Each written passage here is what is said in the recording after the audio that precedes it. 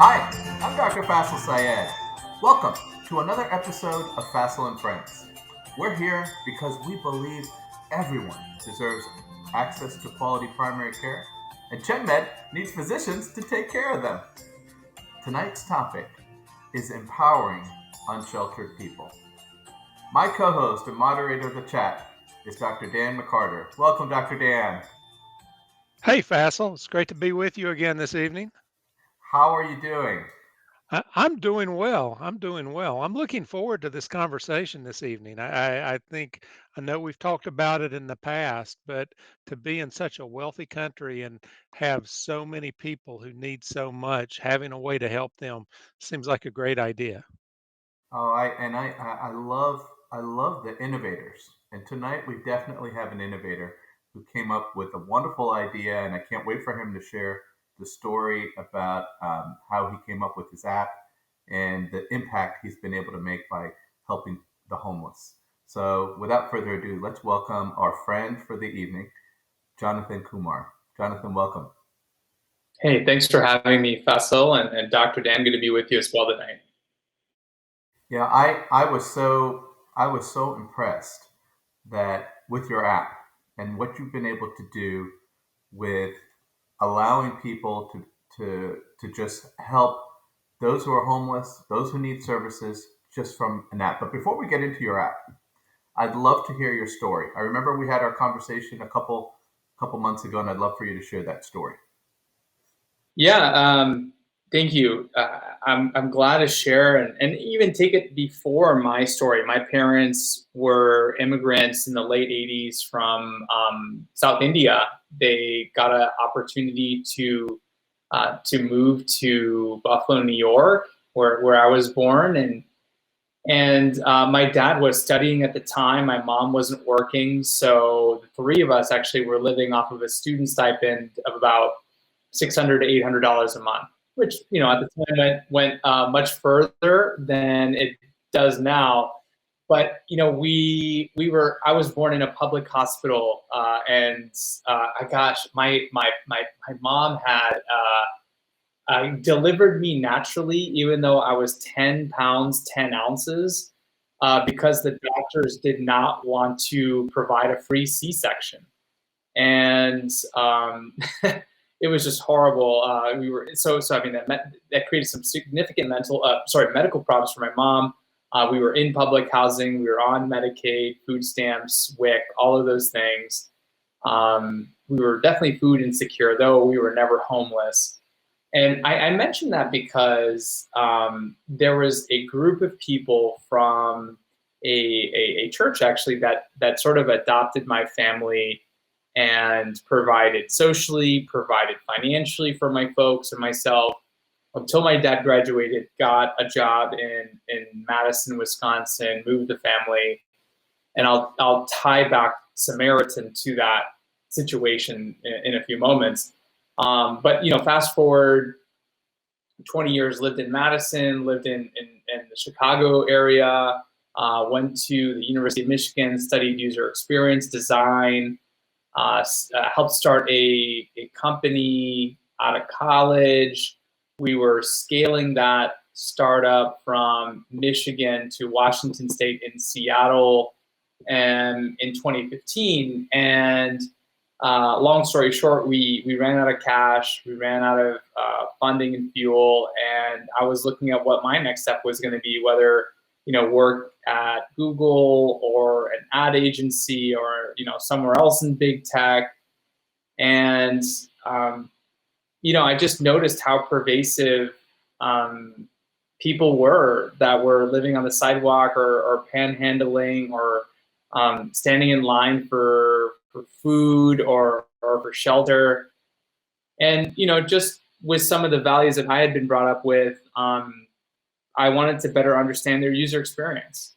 I wanted to better understand where they had come from to be in the situation they were in, experiencing homelessness, where they were trying to go, and what the barriers were for them to get there.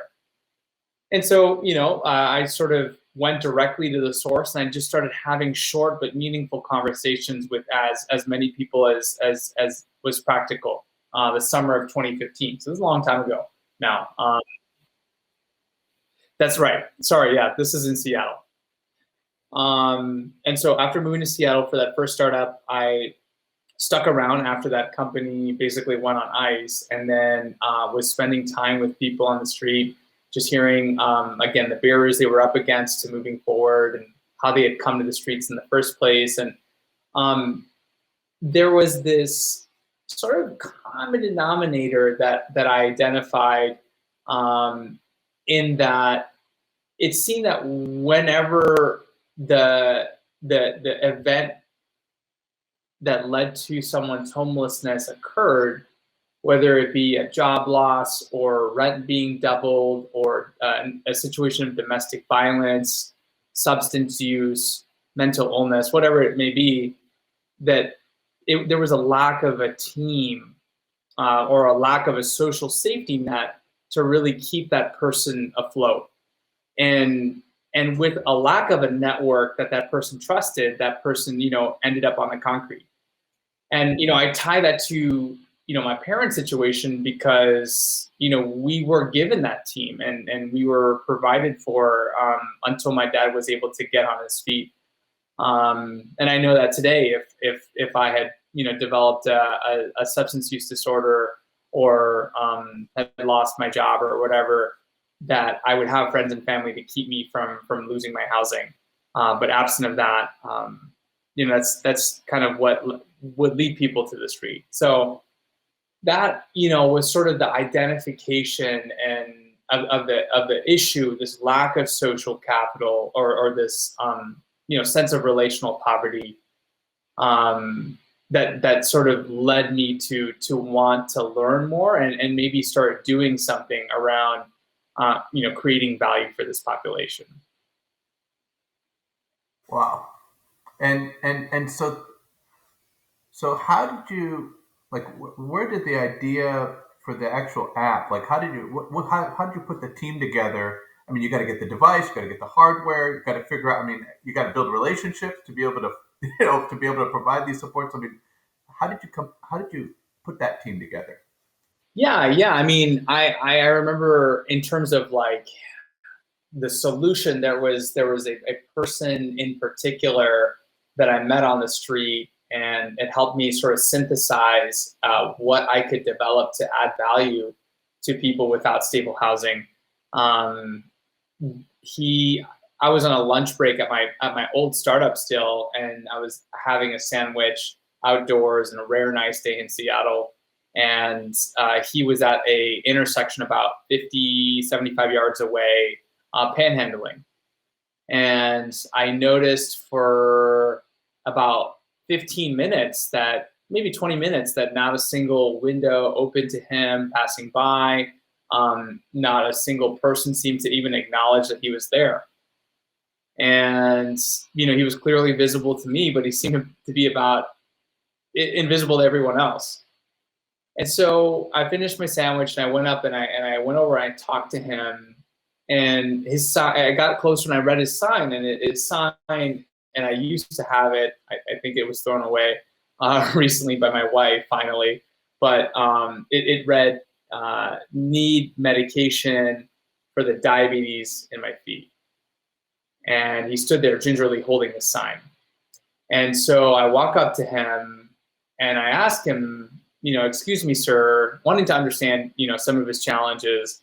Do you mind if I ask you what you feel your struggle is in terms of raising the money that you need? You feel people aren't carrying cash on them these days? And he cut me off.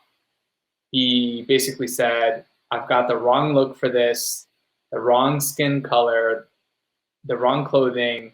Nobody actually believes I am who I say I am.